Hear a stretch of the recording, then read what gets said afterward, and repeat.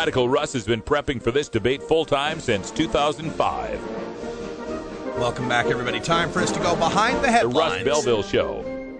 Thank you, Dan Michaels. And for our Behind the Headlines today, we're going to take a look at a study that I saw coming across from the United Kingdom. It was reported in science2.0.com, and it says THC in cannabis does not slow multiple sclerosis progression. Now, this is something that caught me by surprise because, of course, our friend Lindsay Reinhart has multiple sclerosis, and she's been using all the pharmaceutical drugs to treat it since they took her kids away, and we've seen her disease get worse and worse. Whereas when she was on the cannabis, she seemed to report that she was feeling better, that her disease seemed to have stopped progressing. So I wondered a whole lot about this, and the story opens up by saying the main constituent of cannabis, tetrahydrocannabinol, or THC, has not been shown to be effective in slowing the course of progressive multiple sclerosis. Okay, so we're talking about THC specifically. All right. They did this study with 98 people with MS from 27 centers around the UK, and they followed them for 8 years. And the people with progressive multiple sclerosis were randomized so that they would either receive THC capsules or identical placebo capsules for 3 years. And they wanted to see how their MS would change over those 3 years. They were given 2 different types of surveys to indicate how much pain they were in, how they felt the disease was progressing, and so forth. And the patients were randomly assigned to the treatment group. 329 received at least 1 dose of dronabinol, and 164 received at least 1 dose of placebo. Now, why this is significant is that word dronabinol. We're not talking about treating people with natural THC. This is actually a synthetic THC. And overall, the study found, and this is from the write-up in the Science 2.0, overall, the study found no evidence to support an effect of THC on MS progression in either of the main outcomes. Those are the 2 surveys that the patients were taking. Now, this confused me just a little bit because I don't recall that it was THC that we were so interested in as being something that could help to slow the progression of multiple sclerosis. What I understood to be the important cannabinoid in this circumstance was CBD. And for newer listeners out there, CBD is cannabidiol. And THC and CBD are probably the 2 most beneficial and active cannabinoids with respect to our health, with respect to medical uses. Now, we are finding some uses for other cannabinoids like cannabivarin and so forth, but THCA with juicing, and those definitely deserve, some study. But generally, we're talking about THC and CBD. Now, THC is the one that gets you high, and THC is the one that brings on anxiety or paranoia or any of those negative effects that sometimes a few people will associate with the use of cannabis.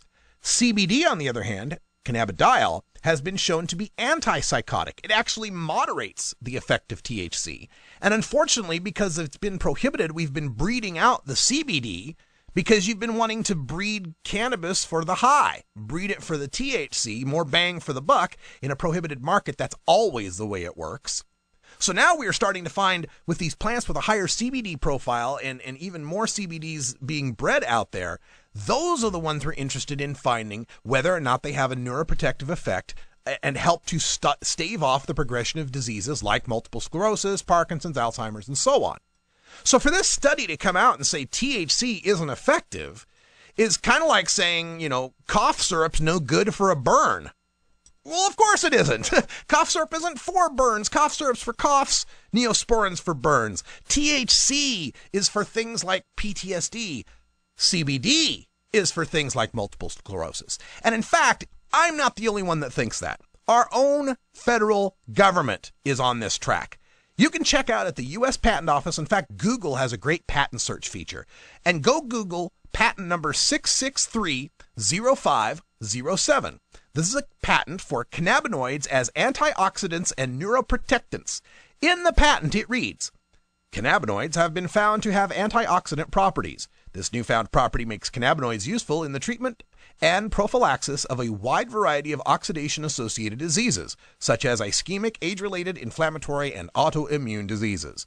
The cannabinoids are found to have particular application as neuroprotectants. For example, in limiting neurological damage following ischemic insults, such as stroke and trauma, or in the treatment of neurodegenerative diseases, such as Alzheimer's disease, Parkinson's disease, and HIV dementia. And who happens to hold patent number 6630507?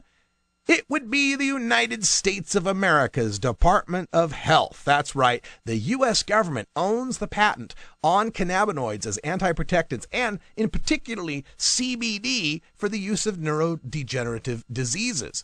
So why would the government, and why would people, and now again, this is a study from the UK, but why would science be so interested in finding out that THC doesn't work for multiple sclerosis when the real promise out there is that CBD is what's going to work for multiple sclerosis? Could it be they're trying to get some propaganda out there to scare us away, or to lead us away from the whole idea of whole plant medical marijuana for multiple sclerosis patients? Could it be they're trying to undermine that sympathetic vote that might pass a medical marijuana law in a conservative state? Or is it that they're just trying to run out the clock until the federal government can get the stage 3 trials done for CBDs, and they can make some money off of that patent, treating people with Alzheimer's and Parkinson's and ALS and multiple sclerosis even? Time will tell. Speaking of time,